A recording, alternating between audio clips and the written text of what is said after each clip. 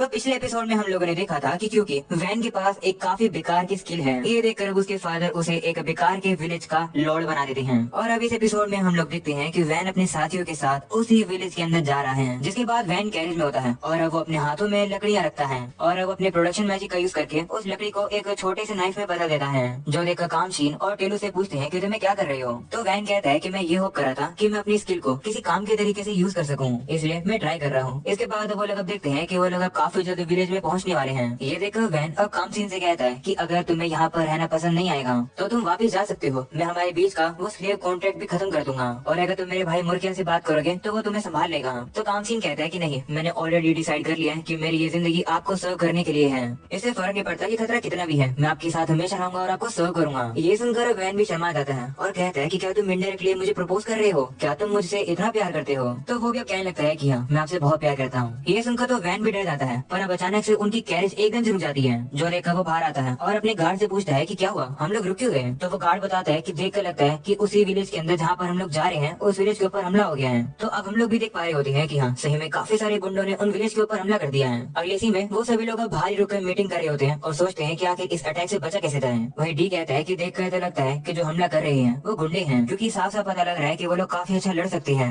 वहीं पर अब वैन भी सोचता है कि जो ये विलेज है इसके ऊपर लकड़ियों से वॉल बना रखी है जो कि छोटी हाइट की है, इसी वजह से जो दुश्मनों की एरो है वो सीधा विलेज के अंदर जा रही है और जो ताकतवर लोग हैं वो गेट पर ही वेट कर रहे हैं, जैसे ही गेट खुलेगा वो हमला कर देंगे। अगर एक रफ कैलकुलेशन करें तो देख कर लगता है कि दुश्मन 50 से ज्यादा है। वहीं दूसरी तरफ हमें देखा जाए तो हमारे पास उससे भी कम आदमी है, तो हमारे लिए ये बैटल जीतना मुश्किल है। उसे इतना परेशान देखकर अब डी कहता है कि मुझे बैटल को ज्वाइन करने दो, अगर हम लोग एक साथ मिलकर हमला करेंगे तो शायद हम लोग उन्हें रोक पाएंगे। ये सुनकर एक एडवेंचरर जिसका नाम ऑर्थो है वो उसे रोकता है और कहता है कि नहीं, हम लोग लड़ नहीं सकते हैं क्योंकि काफी खतरा है, क्योंकि दुश्मन भी बहुत ज्यादा है। जिस पर अब डी कहता है कि हाँ, मुझे पता है कि खतरा है, मैं मानता हूँ कि हमारी साइड के लोगों की जाने जाएंगी, पर कम से कम हम लोग दुश्मनों को तो भगा पाएंगे। तो अब ऑर्थो कहता है कि मेरी और मेरी पार्टी को सिर्फ वैन को यहीं तक ही गार्ड करने के ऑर्डर्स मिले थे, ये मेरा काम नहीं है कि मैं आकर इस विलेज को बचाऊं। तो डी कहता है कि लेकिन जो ये विलेज है ये हमारे लॉर्ड की पहली टेरिटरी है और यहाँ के विलेजर्स उनके पहले सिटीजन्स हैं, अगर अभी हम लोग उन सिटीजन्स के लिए नहीं लड़ेंगे तो कब लड़ेंगे। जिस पर अब ऑर्थो कहता है कि हाँ, मैं ये मानता हूँ कि तुम काफी ज्यादा ब्रेव हो, पर इन सब में हम जैसे एडवेंचरर्स का क्या लेना देना।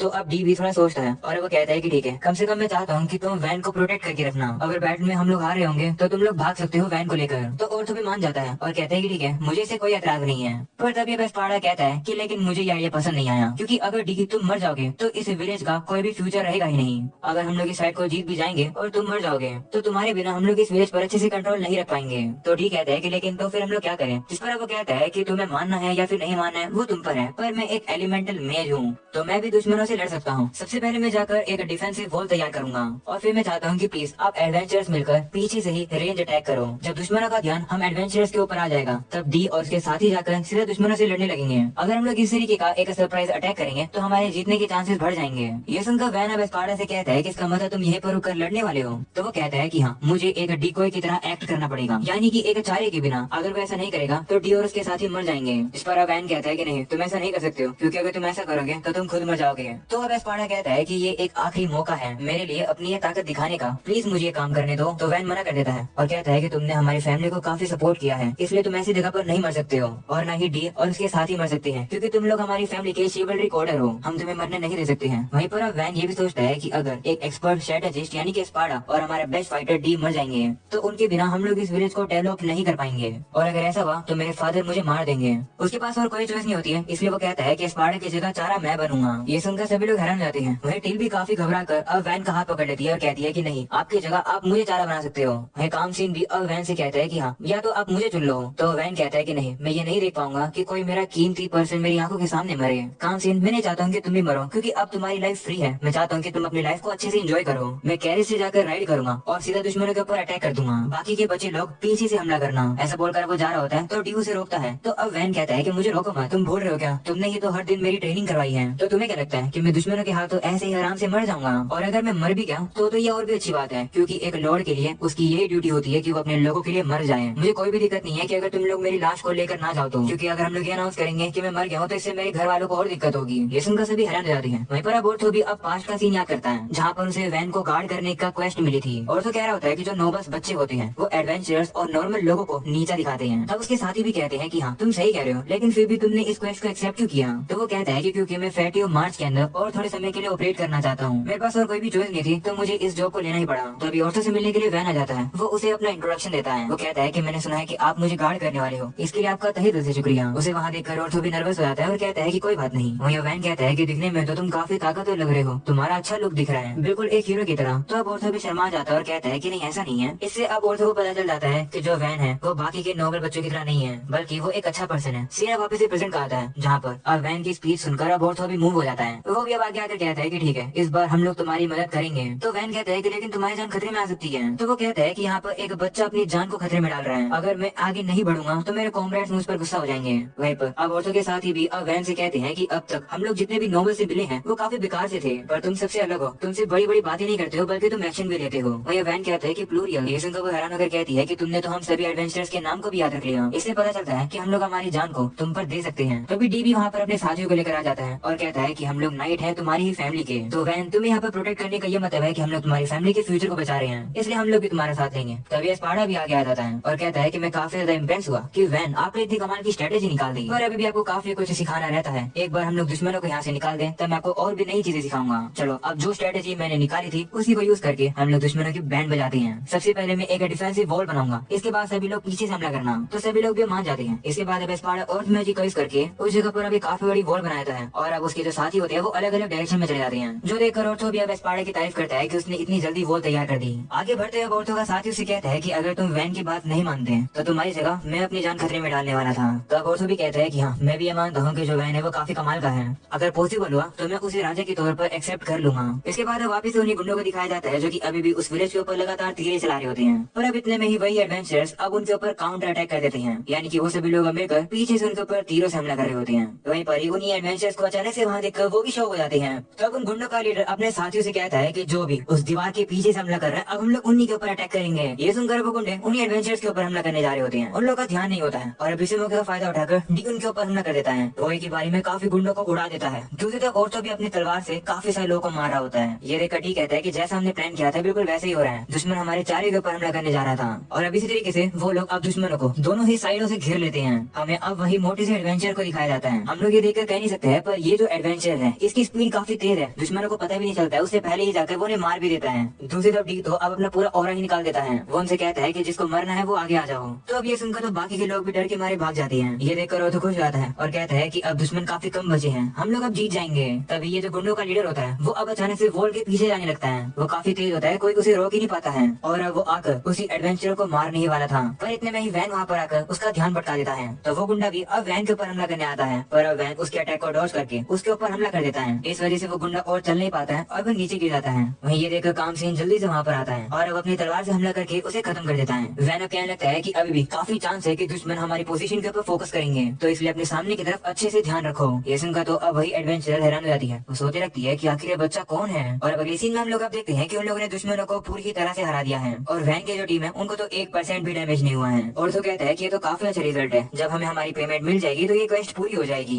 वैसे मैं थोड़ा बहुत वैन के अंदर क्यूरियस हूँ, मैं ये देखना चाहता हूँ कि वो क्या करेगा। ऐसे बोलकर वो अपने साथियों से पूछता है कि यहाँ पर रहने का ज्यादा फायदा तो नहीं है, पर क्या तुम थोड़े समय के लिए यहाँ रुकना चाहोगे। जिस पर कुछ लोग कहते हैं कि नहीं, हमें दूसरी क्वेस्ट पर जाना है। तो वो लोग तो अब चले जाते हैं, लेकिन अब वो जो लड़की होती है वो कहती है कि मैं तो रुकूंगी, वैन ने मेरी जान बचाई है तो मैं उसकी भी मदद करूंगी। दूसरी तरफ अब वही एडवेंचर कहता है कि हाँ मैं भी यहीं रुकूंगा। तो बाकी के लोग भी कहते हैं कि हाँ हम भी यहीं रुकेंगे। वो लोग अब वैन की ही तारीफ कर रहे होते हैं कि वैन तो बाकी सभी नोबल से काफी ज्यादा अच्छा है। वो लोग रुक कर यहाँ देखना चाहते हैं कि वैन क्या क्या करेगा। और तो अब कहता है कि ठीक है, हम लोग थोड़े समय के लिए यहीं पर रुकेंगे और वैन की मदद करेंगे। इस पर सभी लोग अब एग्री करते हैं। दूसरी तरफ टिल अब गुस्से में आ जाती है। वो कहती है कि आपने गुंडे को अपने पीछे लगा लिया था, आपने अपनी जान खतरे में डाली, ऐसा मत किया करो। तो वो भी कहते हैं कि ठीक है नहीं करूंगा मैं। तभी डी और बाकी के लोग भी वहाँ पर आकर वैन से कहते हैं कि आपकी वजह से हमारी काफी अच्छी जीत हुई। तभी एस्पार्डा अब कहता है कि सभी विलेजर्स इकट्ठा हो चुके हैं। तो वैन भी कहता है कि ठीक है, चल अब चलकर इस विलेज के लोगों से पहली बार मिलते हैं। इसके बाद वो लोग अब इस विलेज में जैसे आते हैं वो देखते हैं कि ये जो विलेज है वो काफी ज्यादा बड़ा है, इतना लोगों ने एक्सपेक्ट भी नहीं किया था। पर अब वो लोग ये भी नोटिस करते हैं कि यहाँ की जो लोगों की हालत है वो काफी बेकार सी हो रखी है। वही वैन जाकर अपना इंट्रोडक्शन देता है और कहता है कि मेरा नाम वैन है और मैं यहाँ का आज से नया लॉर्ड हूँ। तो वहाँ पर विलेज चीफ आ जाता है। इस लौंडे का नाम है रोंडा। रोंडा अब वैन से कहता है कि शुक्रिया हमारे विलेज को बचाने के लिए। तो वैन पूछता है कि क्या ऐसा हमला यहाँ पर पहले भी हो चुका है। तो रोंडा कहता है कि हाँ, एक ही साल के अंदर हमारे ऊपर काफी बार हमला हो चुका है। तो वैन पूछता है कि लेकिन आखिरकार इतने हमले हो क्यों रहे हैं यहाँ पर। तो बताता है कि जब हम लोग पहले फेर्डिनांडो काउंटी के पार्ट हुआ करते थे तब यहाँ पर नाइट्स आकर रखवाली करते थे, और अब क्योंकि हम लोग वहाँ के पार्ट नहीं है इसलिए यहाँ पर नाइट्स रखवाली नहीं करते हैं। तो वैन कहता है कि इसका मतलब क्योंकि ये जगह अब फैटियो मार्च का एक हिस्सा बन चुकी है, तो इस वजह से यहाँ पर सर्वाइवल करना काफी मुश्किल हो गया है। माफ करना, मेरे जो फादर है वो ऐसे छोटे विलेजेस की इतनी चिंता नहीं करते हैं। तो रोंडा कहता है कि क्या तुम ये कह रहे हो कि हमारे जैसे जो छोटे विलेजेस हैं उन्हें प्रोटेक्ट करना इतना वर्दी नहीं है, क्योंकि हम लोग टैक्स के तौर पर कुछ भी नहीं दे पाते हैं। तो अब वैन कहता है कि मेरे फादर की तो यही सोच है, पर मैं यहाँ पर ये सारी चीजें बदलने आया हूँ। ये सुनकर वो लोग गुस्से में आ जाते हैं और कहते हैं कि तुम खुद एक नोबल हो, तुम क्या ही कर लोगे, तुम भी बाकी के लोगों की ही तरह होगे। तो वैन कहता है कि शांत हो जाओ, ऐसा कुछ नहीं होगा। मैं डिस्कस करना चाहता हूँ कि इस विलेज का फ्यूचर क्या होगा। मैं मानता हूँ कि जो नोबल्स लोग होते हैं उन्हें ही सबसे ज्यादा रिस्पॉन्सिबिलिटीज लेनी चाहिए। लॉज में जितनी भी कमियां होती है वो किंगडम के फाउंडर्स की ही वजह से होती है। अगर हमें ब्लेम करना है या फिर कंप्लेन करनी है तो हमें उनकी करनी चाहिए, पर क्योंकि लॉज ऐसे बन चुके हैं और हम लोग किंगडम के लॉज को बदल नहीं सकते हैं, तो अभी के लिए हमारे पास जो अभी की सिचुएशन है उसी का यूज करके हमें इस विलेज को प्रोटेक्ट करना होगा। इस विलेज को प्रोटेक्ट करने के काफी तरीके हैं। सबसे पहले हमें कुछ ऐसा कीमती इस विलेज से बनाना होगा जो कि किंगडम का फायदा करे, तो किंगडम भी फिर इस विलेज को इग्नोर नहीं करेगी और यहाँ पर प्रोटेक्शन करेगी। दूसरी चीज जो हमें करनी होगी वो ये करना होगा कि सबसे पहले हमें पैसा कमाना होगा, इससे हम लोग बॉडीगार्ड्स को हायर कर पाएंगे। तीसरी चीज जो हमें करनी होगी वो करनी होगी इस विलेज को इम्प्रूव और डेवलप करना, वो भी खुद ही से ही। ये सुनकर अब एक लड़की कहती है कि ये सभी सोल्यूशंस तो हमने भी निकाले थे, पर बोलना आसान होता है, करना नहीं। तो वैन कहता है कि हाँ, मैं मानता हूँ कि अब तक ये सब कुछ करना इम्पॉसिबल रहा होगा तुम लोगों के लिए, पर अब चिंता मत करो, तुम लोगों का एक नया लॉर्ड यानी कि मैं आ चुका हूँ, सारी चीजों का मैं संभाल लूंगा। पर उसकी बात इतनी कन्विंसिंग होती ही नहीं है, वो उसकी बात पर मान ही नहीं रहे होते हैं। तब स्पार्टा वहाँ पर आकर कहता है कि मैं राजा का बटलर हुआ करता था, मैं आपको ये गारंटी दे सकता हूँ कि जो वैन है वो काफी टैलेंटेड पर्सन है। वहीं अब डीबी बताता है कि मैं भी डिप्टी कमांडर हूँ, मैं भी यहाँ पर वैन को सर्व करने के लिए आया हूँ, तो आपको चिंता करने की जरूरत नहीं है। तो वो लोग भी अब ये सुनकर हैरान जाते हैं कि इतने पावरफुल लोग यहाँ पर आए हैं। रोंडा अब खुश जाता है और वो वैन से कहता है कि क्या आप एलिमेंटल मैजिक यूज कर सकते हो। तो वो कहता है कि नहीं, मैं प्रोडक्शन मैजिक यूज कर सकता हूँ और मैं इतना लड़ाई में भी अच्छा नहीं कर सकता हूँ। ये सुनकर वो लोग फिर से डिमोटिवेट से हो जाते हैं, जो सुनकर वैन को दिल से बुरा लगता है। पर तभी कुछ विलेजर्स पूछने लगते हैं कि टैक्सेस का क्या होगा, हमारे लिए अभी काफी मुश्किल हो गया है हमारी फसल का 30% देना। तो वैन कहता है कि कैसी बात है, तो 30% नहीं, थोड़े समय के लिए तुम्हें बस 10% ही देना है, क्योंकि अभी के लिए हमारे लिए यही जरूरी है। ये सुनकर सभी लोग काफी हैरान हो जाते हैं कि वैन ने सभी टैक्स को इतना कम कर दिया। वो लोग अब काफी रिलीफ फील करते हैं। जिसके बाद वैन कहता है कि चलो सबसे पहले हम लोग को इस विलेज की वॉल को ताकतवर बनाना होगा। वो स्पार्टा से कहता है कि तुम्हारा अर्थ मैजिक काफी लंबा चलता है ना। तो वो कहता है कि हाँ, जब तक वो एक्टिव रहता है तब तक तो हाँ,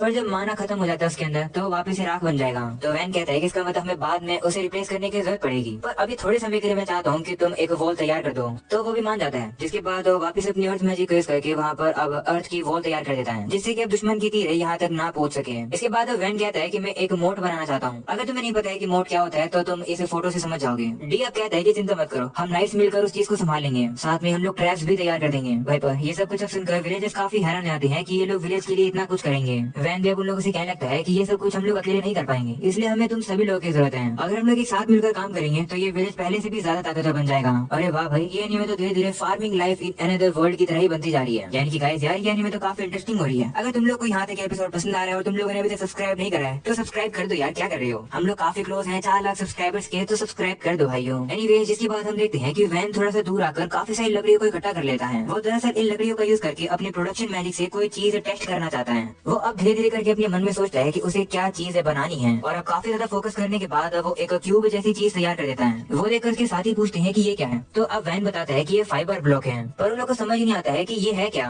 अगले सीन में और तो वहाँ पर आकर देखकर काफी हैरान हो जाता है, क्योंकि अब वो देखता है कि वैन ने तो अब काफी सारे ब्लॉक्स तैयार कर दिए हैं। वो उन्हें उठाकर पूछता है कि ये क्या है, दिखने में तो ये काफी हल्के लग रहे हैं और हार्ड भी, क्या मैं इन्हें एक बार कट करके देख सकता हूँ। तो वैन भी कहता है कि ठीक है। जिसके बाद अब ऑर्थो अब उस ब्लॉक को हवा में उड़ाता है और तलवार से काफी जोर का हमला करके उसे काटने की कोशिश करता है, पर वो ब्लॉक कटता ही नहीं है, बल्कि वो तो पेड़ के जाकर लगता है। जो देखकर वो काफी हैरान हो जाता है और कहता है कि ये कटा कैसे नहीं, मैंने इतनी जोर से हमला किया था कि एक पत्थर तक टूट जाए। ये सुनकर वैन खुश हो जाता है और कहता है कि इसका मतलब जो ब्लॉक मैंने लकड़ियों से क्रिएट किए हैं ये काफी काम आएंगे। अगले सीन में हम देखते हैं कि शाम हो जाती है। टिल और कामसीन वैन के पास आते हैं और कहते हैं कि क्या आपका माना अभी तक खत्म नहीं हुआ है। वहीं हम लोग अब देखते हैं कि वैन ने तो अपने प्रोडक्शन मैजिक यूज करके काफी ही सारी चीजों को क्रिएट कर दिया है, पर वो कहता है कि नहीं, मुझे फील तो नहीं हो रहा है कि मेरा माना खत्म हो रहा है। वैन अब कहने लगता है कि मैंने सुना है कि जो भी प्रोडक्शन मैजिक यूज करते हैं उनके लिए माना कंजप्शन काफी इंटेंस होता है। ज्यादातर लोग तो एक ही चीज को काफी मुश्किल से बना पाते हैं, पर पता नहीं मेरा माना खत्म कैसे नहीं हुआ, आखिरकार माना काम कैसे करता है। ऐसा बोलकर वो एक काफी कमाल की तलवार बना देता है, जो कि कामसीन को काफी पसंद आ रही होती है। तो वैन अब उसे वो तलवार दे देता है। वह पर इतनी कमाल की तलवार को पाने के बाद तो कामसीन के हाथ ही कांपने लगते हैं। वो काफी खुश होकर कहता है कि मैं इसे हमेशा संभाल कर रखूंगा। ये देखकर टिल भी अब उसकी तरफ देखने लगती है, यानी कि वो भी चाहती है कि उसे भी एक वेपन मिले। तो वैन अब उसके लिए एक खतरनाक सी एक्स बना देता है, जिसे पाकर वो काफी डर सी जाती है। तो वैन सोचता है कि मैं इसके लिए बाद में कुछ क्यूट सी चीज बना दूंगा। अगले सीन में रात हो जाती है, जहाँ कामसीन और टिल तो सो जाते हैं, पर वैन नहीं। वो कहता है कि मेरी बॉडी तो अब दर्द करने लगी है, क्योंकि हम लोग काफी लंबे समय से बाहर ही कैंपिंग कर रहे हैं। मैं नहा भी नहीं पा रहा हूँ, इस वजह से काफी बेकार लग रहा है। टिल और कामसीन ऐसे एक्ट करते हैं कि वो लोग ठीक है, पर मुझे पता है कि वो लोग भी काफी थक चुके हैं, पर वो बताते नहीं है। मुझे लगता है कि विलेज को ताकतवर करने से पहले मुझे हमारी बेसिक नीड को कंप्लीट करना होगा, नहीं तो अगर हम लोग ही थक जाएंगे तो हम कुछ कर नहीं पाएंगे। एक काम करते हैं, कल सबसे पहले उठकर घर बनाते हैं।